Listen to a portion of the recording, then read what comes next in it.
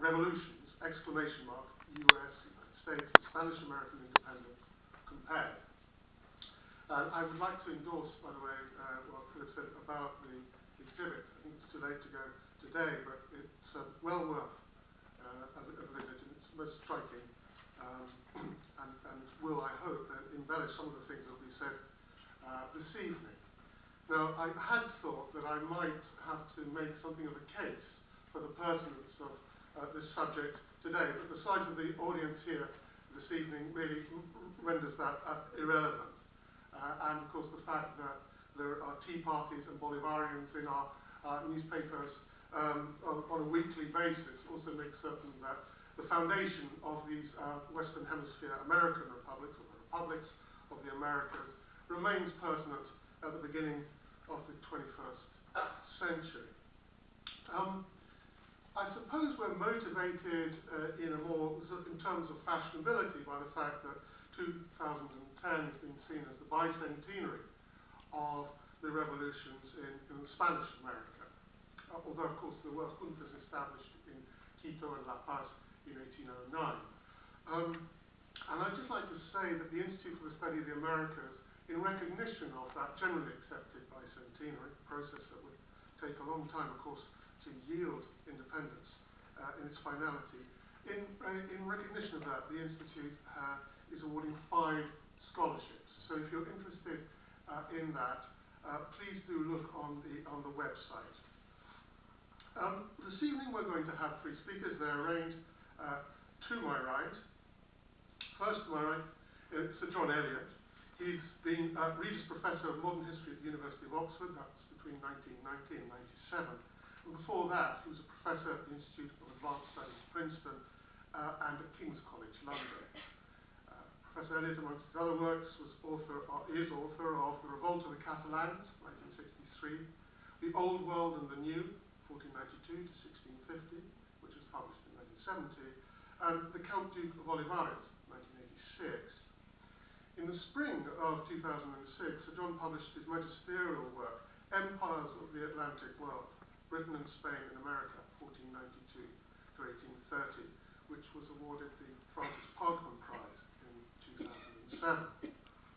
Next to him is Professor Simon Newman. He's the Sir Dennis Brogan Professor of American History at the University of Glasgow.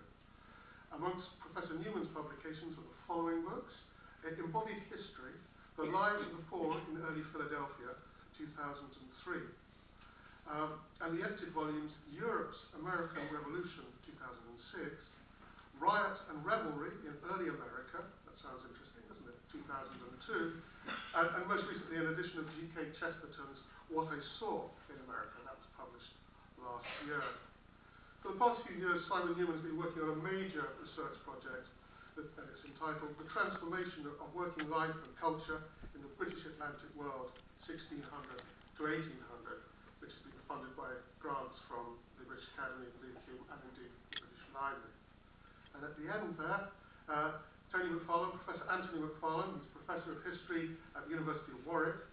Amongst Professor McFarlane's publications are Colombia Before Independence, Economy, Society and Politics under Bourbon Rule, 1993, The British in the Americas, 1480 to 1815, 1994, and the edited volume, Reform and Insurrection in Bourbon, New Granada and Peru, published in 1990.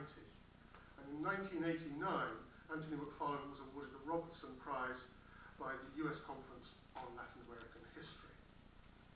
Well, the running order, and then of course we will allow that very important participatory element which Phil has mentioned, which is questions, comments and so on. But the running order of the initial presentations, which will be 10, 12 minutes or a little bit more possibly, will be first Sir John Elliott, then Simon Newman from the Anglo-American side, and then Anthony McFarlane from the Spanish-American side. So without further ado, I turn to John. Thank you very much, James. But as I'm sure you all know, enormous convulsions occurred in the Atlantic world between 1776 and 1824, the date when the last of Spain's mainland territories in America, Peru, finally achieved its independence with the victory of the Patriots at the Battle of Ayacucho in December of 24.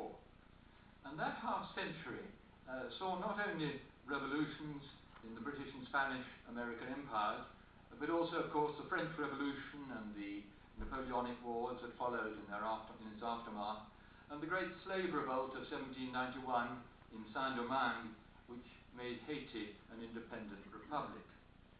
So these then were revolutionary decades on both sides of the Atlantic. And in retrospect, I think that the revolt of Britain's North American colonies and the creation of an independent United States can be seen as the precipitant, although not as the cause, of the revolutions that followed.